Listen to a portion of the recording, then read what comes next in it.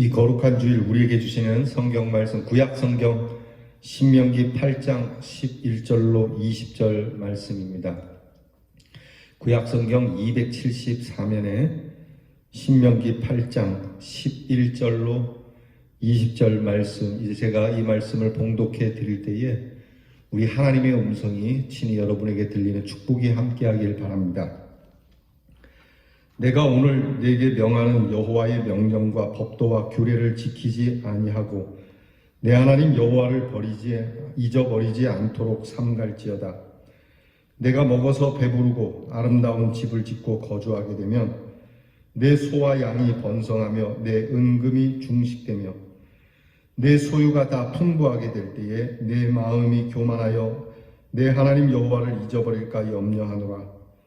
여호와는 너를 애굽 땅 종되었던 집에서 이끌어내시고 너를 인도하여 그 광대하고 위험한 광야 곧 불뱀과 전갈이 있고 물이 없는 간조한 땅을 지나게 하셨으며 또 너를 위하여 단단한 반석에서 물을 내셨으며 내 조상들도 알지 못하던 만나를 광야에서 내게 먹이셨나니 이는 다 너를 낮추시며 너를 시험하사 마침내 내게 복을 주려 하심이었느니라. 그러나 네가 마음에 이르기를 내 능력과 내 손의 힘으로 내가 이 재물을 얻었다 말할 것이라. 내 하나님 여호와를 기억하라. 그가 내게 재물을 얻을 능력을 주셨음이라. 이같이 하심은 내 조상들에게 맹세하신 언약을 오늘과 같이 이루려 하심이니라. 네가 만일 내 하나님 여호와를 잊어버리고 다른 신들을 따라 그들을 섬기며 그들에게 절하면 내가 너희에게 증거하노니 너희가 반드시 멸망할 것이라. 여호와께서 너희 앞에서 멸망시키신 민족들 같이 너희도 멸망하리니 이는 너희가 너희의 하나님 여호와의 소리를 청종하지 아니함이니라. 아멘. 우리가 살면서 어렵게 정말 수고하고 고생해서 내가 바라던 소원 또 행복하게 되었는데 그것을 잘 간직하지 못해서 얼마 누리지 못하고 원래의 고통스러운 모습으로 돌아가는 것처럼 안타까운 일은 없을 겁니다. 잠시의 성공, 그 짜릿함으로 그저 끝나고 또다시 깊은 고통의 긴 터널로 들어가는 이러한 인생은 불쌍하다라고 할 수밖에 없는 것이 되겠죠. 차라리 성공하지 않음만 못한 이런 모습에 대해서 오늘 성경 말씀은 이스라엘 백성들에게 하나님께서 주시는 귀한 메시지를 통해서 다시는 그런 고통으로 들어가지 말고 하나님이 주신 축복을 장구하게 누리도록 사랑스러운 말씀으로 들려주시는 귀한 말씀이 됩니다. 교인들이 즐겨 쓰는 용어 가운데 시험이라고 하는 단어가 있습니다. 그런 얘기 하죠. 아유, 그니가 시험에 들었어. 그 사람이 시험에 빠졌어. 어려운 일을 만나면 우리가 시험에 빠졌다고 이야기하죠. 또 믿음이 흔들리고 교회의 신앙생활을 잘 못하는 사람을 보면 그 사람 시험에 들었다는 말을 하게 됩니다. 이 시험이라고 하는 건 말입니다. 평생 믿음의 사람들을 따라다니고 떠나지 않는 그러한 말입니다. 우리는 평생 동안 이 시험과 싸워야 합니다. 이 시험은 누구에게나 있습니다. 여러분, 성도에게만 있는 것이 아니고 시험은 목사에게도 있고 장로에게도 있고 우리 예수님께도 시험이 있었으니 이 시험은 누구에게나 있는 것이고 또 시험은 어디에나 있는 겁니다. 집 안에도 있고 집 밖에도 있고 광야에도 있고 평야에도 있고 이 시험은 어느 곳에나 있다는 것을 잊지 말아야 합니다. 우리가 이 시험 들었다라고 하는 시험에 대해서 오해하지 말아야 할 것이 있습니다. 우리는 때때로 실패하고 고통을 당하면 그것이 시험에 들었다고 하지만 꼭 실패와 고통만이 시험은 아닙니다. 때로는 성공에도 시험이 있고 또 건강에도 시험에 들 수 있는 요소가 있다는 것을 우리가 오해해서는 안 됩니다. 그런가 하면 다른 사람 때문에 내가 시험에 든 것처럼 이야기하는 사람도 있습니다. 환경을 보면서 환경이 시험이라고 이야기를 하지만 정치 때문에 시험에 들었다, 경제 때문에 시험에 들었다, 또 너 때문에 시험에 들었다라고는 하지만 사실 시험의 원인이 내게 있는 경우가 훨씬 더 많다는 것을 우리는 기억해야 합니다.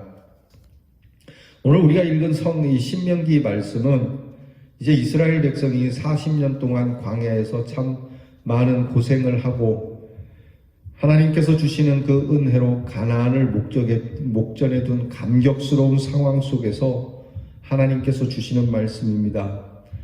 이제 새 세계가 열리고 새 땅을 보면서 우리가 들어가 새로운 나라를 세우고 그동안 애굽에서 고통을 받았던 긴 430년 동안의 종살이를 접고 광야에서의 고통스러운 날을 접고 정말 하나님이 주시는 젖과 꿀이 흐르는 은혜의 땅에서 복되게 사는 이 귀한 가슴이 뛰는 상황에서 하나님께서 바로 들어가라 하지 않고 잠시 멈추어서 이들에게 새 땅에 들어가기 전에 하나님께서 새 땅에 들어가게 되면 너희가 미혹을 받을 수 있는 시험이 되는 일들이 있으니 이 시험에 빠지지 않도록 조심하라고 사랑의 경고를 주시는 말씀입니다. 왜 시험에 빠질까? 오늘 성경 말씀을 보면은 몇 가지 우리가 알 수 있습니다. 그것은 바로 새로운 변화라고 하는 것 때문에 그렇습니다. 변화라고 하는 게 좋은 쪽으로만 변화된다고 생각해서는 안 됩니다. 나쁜 쪽으로 변화될 수 있는 가능성도 있다는 것을 하나님께서 말씀해 주시는 것이죠. 이제 우리 교회가 재개발을 앞두고 있습니다. 이쪽 주변으로 재개발이 돼서 많은 사람들이 들어오면 우리 교회가 이제 앞으로 부흥하고 하나님의 좋은 일들을 좀 더 넓고 크게 그 범위를 좀 넉넉하게 가질 수 있는 그러한 비전을 가질 수 있죠. 그러나 좋은 쪽으로만 우리 교회가 부흥되는 건 아닙니다. 재개발이 되면은 우리 교회의 나쁜 쪽으로도 변화가 될 수 있다는 것을 오늘 성경이 말씀해 주시는 겁니다. 가난한 복지를 허락하시면서 축복하시지만 새 변화에는 무서운 유혹이 있다는 것을 잊지 마라. 그러므로 너희가 이 부분을 기억하고 새 세계가 열릴 때에 항상 조심해야 된다는 것을 말씀해 주고 있습니다. 여러분 항상 좋은 것이 좋은 것만으로 있지 않다는 걸 잊지 마시기 바랍니다.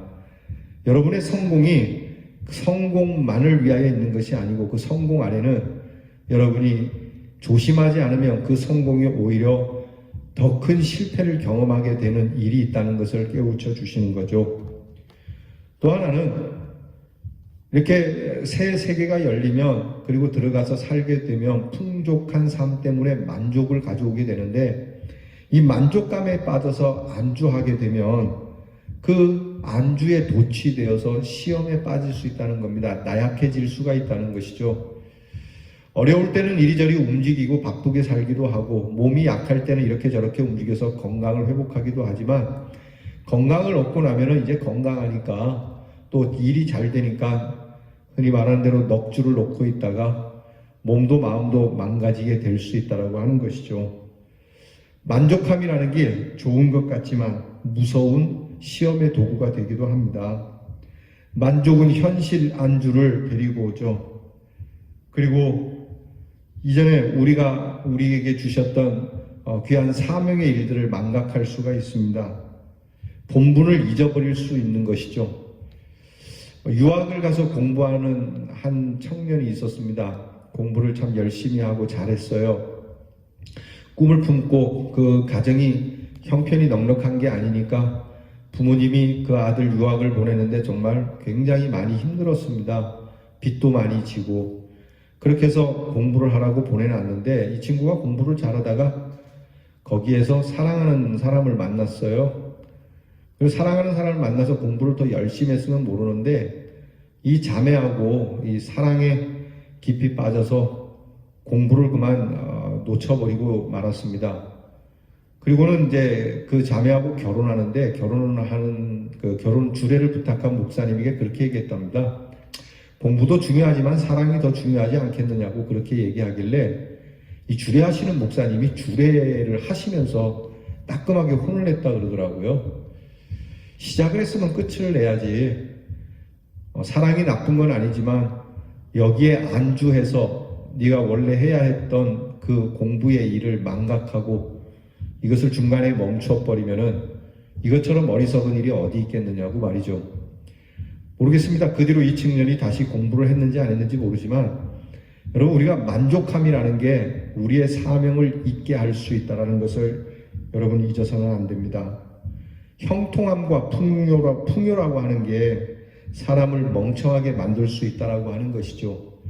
우리나라가 근대화 시절에, 어려웠던 시절에 우리 국민들이 모두가 근면했고 참 바른 정신을 위해서 뛰어다녔습니다. 다 이렇게 배는 고팠지만 그래도 정신은 맑고 그래도 나름 순수했는데, 요즘은 먹고 사는 일이 풍성해서 그런지 이전에 근대화 시절에 가졌던 근면의 모습, 협동의 모습은 사라지게 된 거죠. 이게 묻겠습니다. 과연 우리의 오늘의 경제의 부흥이 정말 우리에게 좋은 것인가? 좋은 것이 좋은 것으로 남기 위해서는 우리가 우리의 사명을 풍요로움 속에 묻어버리면 안 된다라고 하나님이 말씀해 주시는 겁니다. 또 하나는 시험을 받게 되는 이유가 교만함 때문이라는 것이죠. 자, 가나안에 들어가서 저들이 이제 풍성하게 살게 되고 정착해서 하나님이 주시는 은혜로 부요하게 되어지면 이것이 마치 자기들이 잘해서 된 것처럼 착각을 불러온다라고 하는 것이죠. 여러분, 이 형통을 따라서 오는 것이 교만함인데요. 반드시 여기에는 내가 했다, 내가 이루었다, 내가 살렸다라고 하는 말이 나오는 거죠. 오늘 성경을 보면 우리의 손이 우리를 부흥케 했다. 이 척박한 땅을 우리가 가꾸어 일구었다. 반드시 하나님께서 해주신 은혜를 잊고 내 힘으로 한 것처럼 이야기한다는 것이죠. 교만함, 하나님 앞에 큰 죄가 됩니다. 다른 죄들은 다 하나님 곁을 떠나는 죄지만 교만은 하나님께 대드는 죄이기 때문에 하나님께서는 정말 이 교만한 자를 물리치신다라고 말씀하실 정도로 교만은 무서운 시험에 빠지는 정말 재빠르고도 넓은 통로가 된다라고 하는 사실입니다. 여러분, 우리 근대화 시절에 우리 좋은 지도자가 있었죠. 박정희 대통령. 여러분, 이 박정희 대통령을 누가 죽였습니까? 김재규라고 하는 사람이 시해를 했다고는 하지만 오늘 성경 말씀에 비추어 보면은 사실 박정희 대통령을 죽인 것은, 여러분, 이 박정희 대통령을 사랑한다라고 하는 흔히 박사모라고 하는 사람들이 저는 죽였다고 생각을 해요. 왜냐하면 그들이 한껏 이 박정희 대통령을 교만하도록 만들었습니다. 대통령이 하셨습니다. 대통령이 이루었습니다. 대통령이 모든 걸 했습니다. 여러분, 물론 대통령이 수고하고 애썼지만 여기에 함께 한 자들이 있습니다.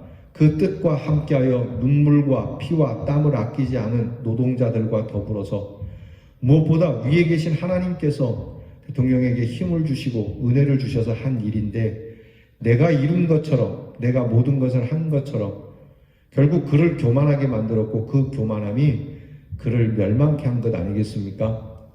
그러니까 오늘 우리가 하나님 앞에서 풍요롭게 된 것, 여러분, 오늘 우리의 자랑이 아닙니다. 이것을 위하여 고생한 앞선 우리의 선배들이 있고 또 그 위에는 하나님의 은혜가 있었다는 것을 성경은 잊지 말라고 경고하시는 것이죠.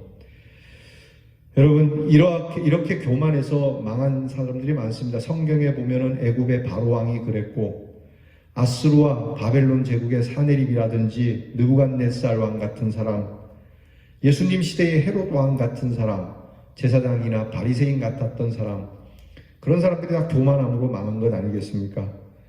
그래서 이 교만은 시험에 빠지게 되니까 교만을 경고하고 계시는 겁니다. 그리고 또 하나는 가나안에 들어가면 우상 숭배로 인해서 시험에 빠지게 될 거라고 말씀해요. 그 부유해지면 이상하게도 무속을 찾는 일이 많아집니다. 재미난 게 대체적으로 우리나라에 이 점집들이 가난한 동네에 있어요.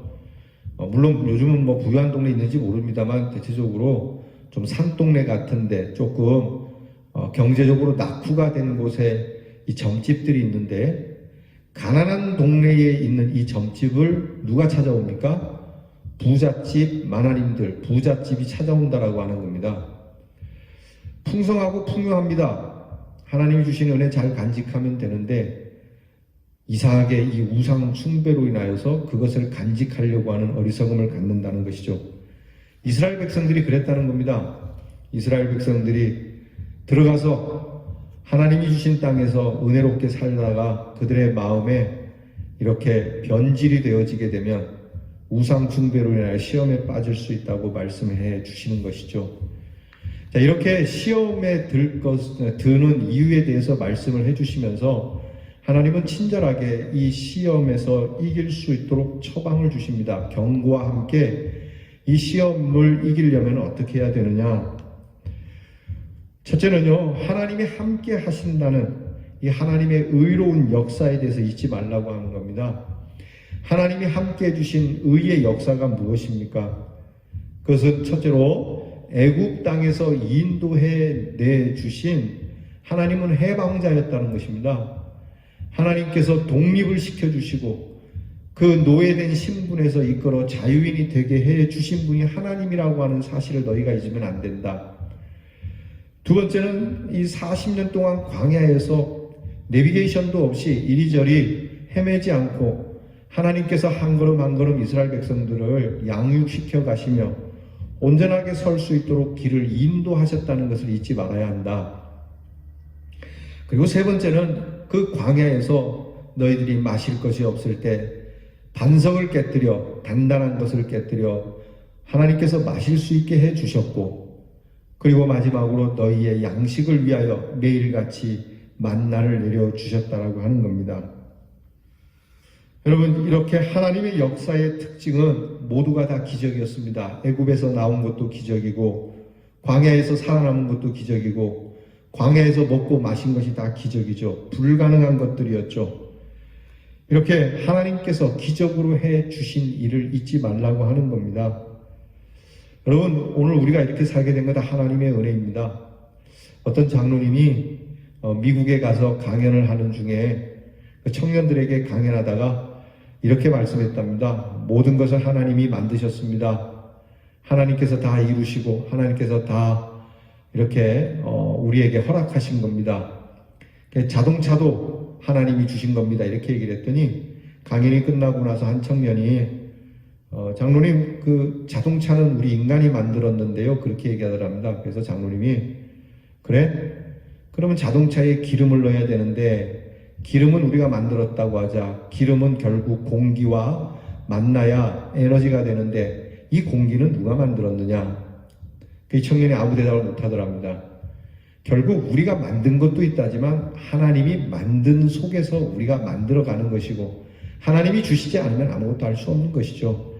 요즘도 우리가 뭐 기발한 것을 발명하고 발견하고 인간이 다 만들었다고는 하지만 하나님 없이는 불가능한 겁니다.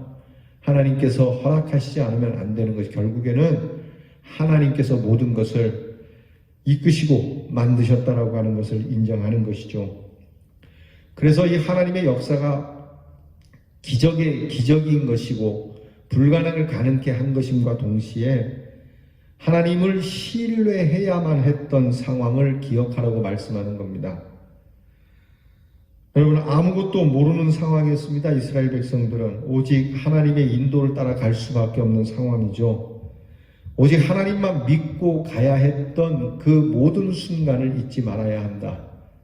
그것이 너희가 시험에 빠지지 않는 상황이었다. 그러니까 우리가 배고플 때나 배부를 때나 항상 동일하게 하나님을 신뢰해야 된다라고 하는 것이죠. 밥그릇에 밥이 없을 때는 하나님 먹을 걸 주세요라고 하나님께 기도하면서 먹을 걸 주실 줄 믿습니다라고 기도하다가 우리의 밥상에 진수성찬이 되면 마치 이것이 하나님의 신뢰 없이도 내가 이 밥상을 채울 수 있는 것처럼 하지 말란 얘기죠. 하나님께서는 이렇게 이스라엘 백성들을 하나하나 배우도록 하시고 하나의 걸작품이 되도록 인도해 가신 겁니다. 하나님을 믿고 신뢰할 때는 그들이 하나님의 은혜를 받았고 그들이 하나님을 신뢰하지 않았을 때는 하나님의 심판을 받았던 그런 교훈들을 통해서 가나안 땅에 들어가 풍요롭게 살 때에 여전히 하나님을 신뢰하는 것만이 하나님의 은혜를 받을 수 있고 시험에 빠지지 않는다는 것을 하나님께서 말씀해 주심입니다. 또 하나는 역경 속에서도 복을 주신다는 특징을 갖고 있습니다. 그러니까 하나님께서 이끄시는 역사 가운데는 고생스러움이 있지만 그 끝은 복으로 끝난다는 거죠. 처음에 잘 나가다가 그 끝이 멸망으로 끝난 것은 얼마나 비참한 일입니까? 지금은 고생되더라도 나중 좋은 사람이 되어야 되지 않겠습니까? 고생 없이 영광 없습니다. 그러니까 하나님께서 이끄시는 하나님의 역사의 특징은 항상 수고와 땀이 있고, 그리고 그 고생으로 인하여 하나님이 주시는 큰 복을 얻는 참 짜릿하고 의미 있고 보람이 있는 모습으로 이끄신다라고 하는 것이죠. 무엇보다 하나님께서 이루시는 역사는 오늘 성경에 나타나는 만나의 역사와 같이 오직 은혜로 하늘로부터 내리는 이 천사의 양식, 정말 하나님께서 우리에게만 주시는 것과 같은 특별한 선물, 단회적이고 그리고 창조적인 이 사건을 우리에게 주셨다는 걸 잊지 말라고 하는 겁니다.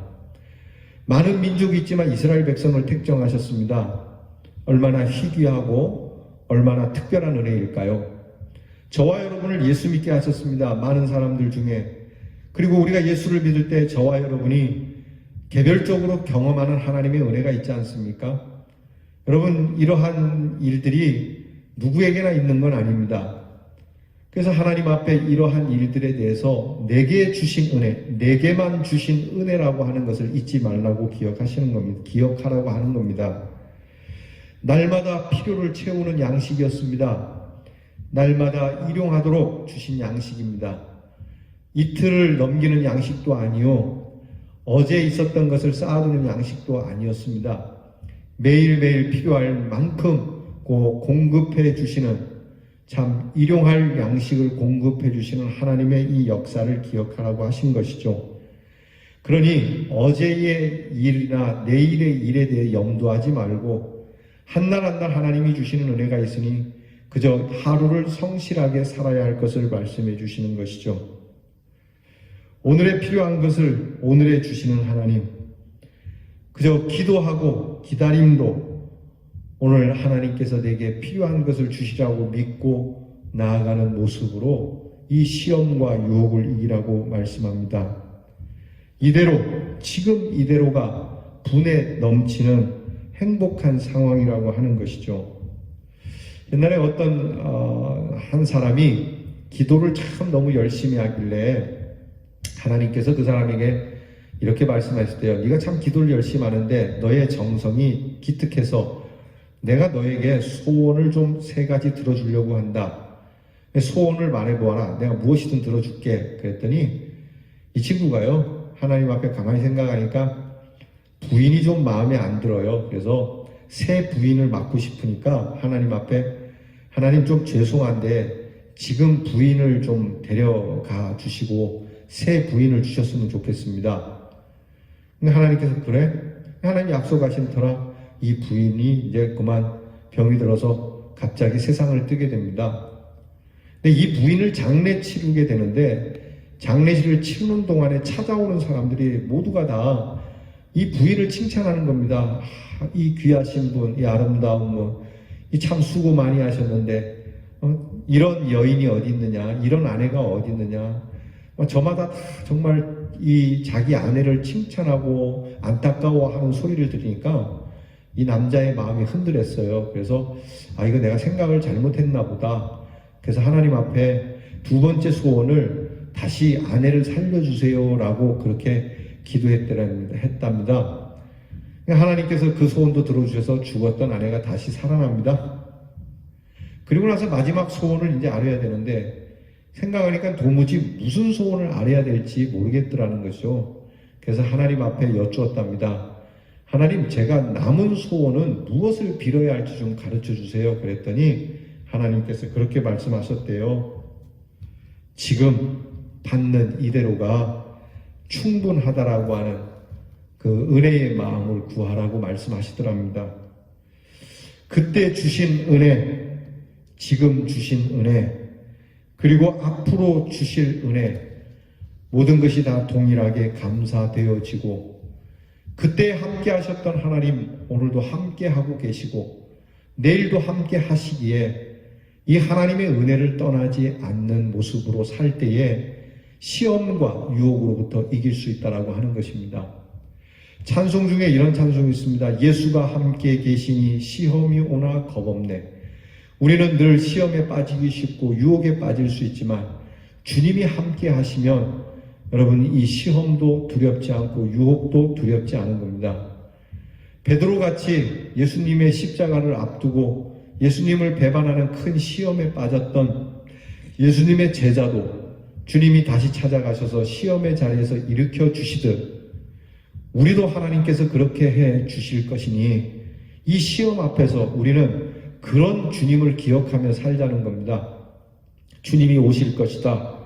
내가 연약해서 시험에 빠지지만 그분이 오셔서 나를 건져내 주실 것이니 나는 그분을 신뢰하고 그분이 오늘 여기까지 오도록 그때 도우셨으니 오늘도 도우실 것이고 내일도 도우실 것이다. 그러니 주님의 그 십자가의 역사를 잊지 않고 우리를 위하여 다시 오실 그분의 역사를 기억하면서 우리가 소망 중에 주님 안에 거하고 오늘 하나님께서 말씀하신 것처럼 우리가 어떻게 예수를 믿게 되었는지, 우리가 어떻게 죄인이 의인이 되었는지, 그리고 우리가 때마다 시마다 우리의 믿음이 쇠하지 않도록 하나님께서 어떻게 역사하셨는지, 이 교회와 사랑하는 성도들을 왜 우리에게 주시며 믿음의 사람들로 오늘도 말씀을 들으며 예배를 듣게 하셨는지 너희가 이것을 잊지 않는다면 너희는 시험에 빠지지 않는다. 여러분 이 말씀을 기억하고 저나 여러분이나 시험에 들지 않기를 기도하고 다만 악에서 구해달라고 하나님 앞에 간구하면 하나님께서 우리를 붙잡으셔서 우리 주님께서 시험에 빠진 우리에게 힘을 주셔서 넉넉히 시험을 이기고 강건한 믿음의 승리자로 서게 될 줄 믿습니다. 기도하겠습니다. 하나님, 세상의 많은 유혹과 시험을 밀어서 이길 수 있겠습니까? 우리는 시험에 들 때가 많고 침륜에 빠질 때가 많이 있습니다. 그러나 시험을 이기신 주님께서 우리와 함께 하시기에 주님 우리를 붙들어 다시 건져주시고 날마다 건져주시고 날마다 먹여주시고 날마다 힘을 주시리라 믿습니다. 이것을 기억하여 주님을 신뢰하고 주를 의지하고 어떤 모습이든지 시험 속에서 불신앙의 고백을 하지 않고 시험이 내게 엄습하여 달려와 나를 덮칠지라도 우리 주님의 이름을 부르며 승리하는 대연의 성도들이 되게 하여 주시옵소서. 예수님 이름으로 기도하옵나이다. 아멘. 이제는 모든 시험을 이기시고 우리를 죄와 사망 가운데서 건져주신 우리 구주 예수 그리스도의 은혜와 우리로 시험에 많이 빠지고 여전히 시험 속에 있지만 날마다 건져주시고 또 일으켜주시고 세워주시고 하나님의 자녀로 삼아주신 아버지의 사랑과 세상 유혹과 시험 가운데 빠지지 않도록 돌보시고 능력을 주시고 깨우쳐 주시는 성령의 인도하심이 사랑하는 모든 대연의 성도와 말씀을 들으며 하나님 앞에 감사와 감격으로 서는 우리 모든 성도들 위해 이제로부터 영원토록 함께 하옵시기를 축원하옵나이다. 아멘.